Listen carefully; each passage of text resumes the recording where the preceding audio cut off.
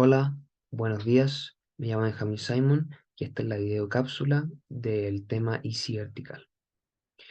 En primer lugar, me gustaría introducir el concepto de Easy Vertical, que se diferencia de la Easy Horizontal, debido a que, a diferencia de la Easy Horizontal, busca profundizar, diversificando la producción y llegando a la producción de bienes industriales más complejos.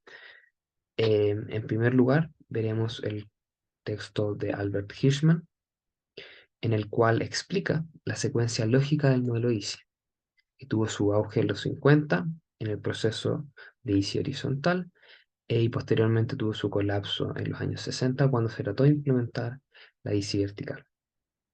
Ahora, ¿por qué falló la Easy vertical? Bueno, hay dos factores muy importantes.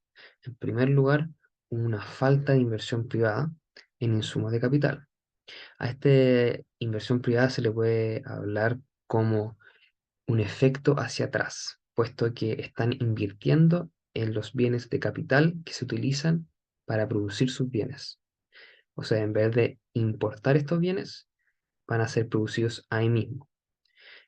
¿Por qué no ocurrió esto? Bueno, en primer lugar, los privados no tenían la influencia para realizar esta inversión de manera segura.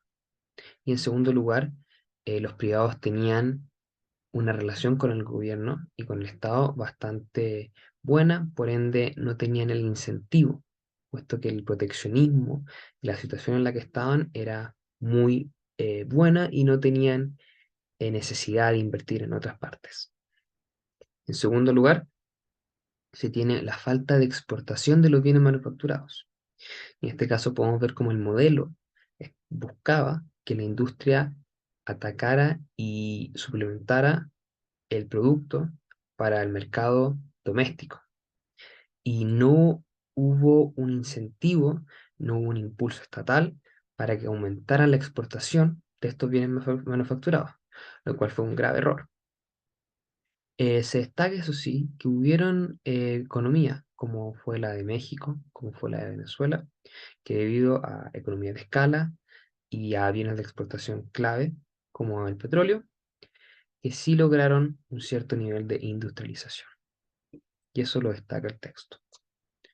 En segundo lugar, veremos el texto de López y Ruggera, donde analizan en un caso comparativo lo que ocurrió en Argentina y México con respecto a las bancas de desarrollo que se desarrollaron, valga la redundancia, en estos países. En el caso argentino fue la Vira/BND, puesto que cambió debido a toda la inestabilidad política. Y en el caso mexicano se tuvo a la Nafinsa. Estos dos casos se diferencian en gran medida, puesto que la Nafinsa tuvo un rol protagónico en la industrialización mexicana, en el cual dio créditos muy grandes y tuvo un control muy grande por sobre la industria.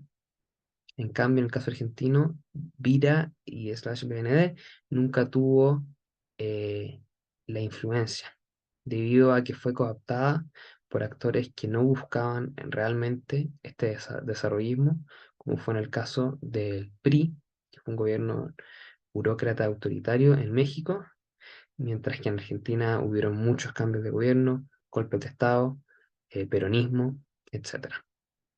Ambos casos, sin embargo, tienen la similitud de que retratan las dificultades en implementar el modelo Easy, puesto que luego, aunque el modelo sí funcionó a primera instancia en México, luego falla en la crisis de la deuda de los 70. Por ende, podemos ver que abajo de todos los problemas de implementación hay algo ahí que falla. El tercer texto que vamos a ver es el de Irwin, donde hace un recorrido histórico de los principales teóricos estructuralistas y que apoyaban el modelo Easy, como lo fue Previch, por ejemplo, y también se habla del mismo Hirschman. Acá destaca cómo los teóricos no estaban 100% convencidos en el modelo Easy, quizás Previch era el más convencido, y cómo ellos diferían entre sí también. Creo que Hirschman también lo dejó claro en el primer texto. Asimismo, hay una desconexión muy importante en el mundo académico contra el mundo político, puesto que se ve como el modelo Easy nace en realidad luego de la periodo de la Segunda Guerra Mundial, luego de la Segunda Depresión, o sea, perdón, luego de la Gran Depresión, y eso ocurre naturalmente, y cuando empiezan las políticas públicas eh, y los impulsos estatales a llegar al modelo Easy, esto ocurre incluso anteriormente a los textos de estos intelectuales. Es, Sin embargo, lo que le otorgaron estos intelectuales fue una cierta legitimidad al proceso. Sin embargo, también destaca el autor cómo ellos se arrepienten mucho antes de lo que fue la caída del modelo Easy y que hubieron muchos gobiernos que no se dieron cuenta de estos y el mismo Brecht ya para los 60 se había retractado y se había matizado. Bueno, ahora podemos ver conclusiones que destacaré acerca del tema y de los tres textos. En primer lugar, tenemos que el avance del ICI vertical fue detenido por factores sociopolíticos, como vimos en el caso del Hirschman. En su texto podemos ver que el ICI vertical tuvo problemas con la manera en que los grupos de poder y los grupos de presión estaban conformados. Lo mismo vimos en clases con respecto al problema entre la reforma agraria y los sindicatos y los empresarios, cómo los incentivos no estaban para que los grupos que tenían influencia o que ganaban influencia en estos primeros pasos de industrialización apoyaran los siguientes pasos de industrialización. Por lo que nuestra segunda conclusión naturalmente va a que la institucionalidad importa. Tenemos el caso argentino, tenemos el caso mexicano. Podemos ver cómo la estabilidad de México le otorga muchas ventajas que en Argentina no se tuvieron. Podemos ver cómo la banca en Argentina no se pudo desarrollar de la misma manera, puesto que fue cooptada. Entonces también tenemos que destacar que más allá de la implementación, más allá de la teoría, también hay sistemas institucionales que son distintos y que afectan. Y en tercer lugar, tenemos que la teoría desarrollista englobadora tiene limitaciones importantes.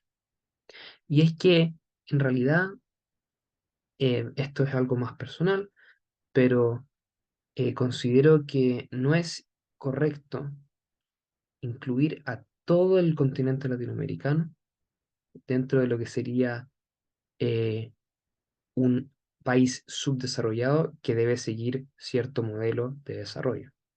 Cuando se tienen casos como el de Brasil, como el de México, con economías de escala muy distintas a las que son en Bolivia, en Perú, en Chile, cuando se tienen factores de producción de exportación como la goma, como el azúcar, como el petróleo. Las economías son distintas y por ende creo que en un afán de llegar a una panacea, los teóricos se olvidan de que cada caso es distinto. Cada caso, cada país es único y por ende creo que hay que tomar eso en cuenta al continuar la construcción de teorías de desarrollo y definitivamente la de modelo Easy falla en este ambiente. Bueno, con eso termina mi videocápsula. Ojalá les haya gustado, ojalá les haya servido y muchas gracias por escuchar.